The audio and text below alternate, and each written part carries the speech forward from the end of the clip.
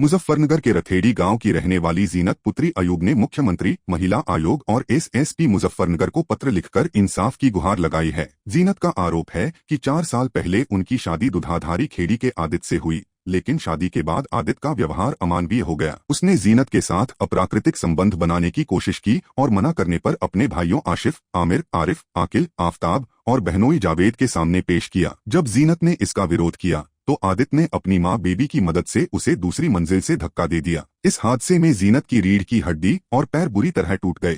गंभीर हालत में उसे सरकारी अस्पताल में छोड़ दिया गया। जीनत का कहना है कि उनके गरीब परिवार के पास इलाज का खर्च नहीं है। हैरानी की बात, इस मामले में धारा 308 यानी गैर-इरादतन हत्या के प्रयास का केस दर्ज होने के बावजूद आदित्य, आशिफ, आमिर, आदिल, आकिल, आफताब, जावेद, मंजो और बेबी को जमानत मिल गई। जीनत ने आरोप लगाया कि पैसे लेकर दोषियों को छोड़ा गया और अब वह जांच की मांग कर रही हैं।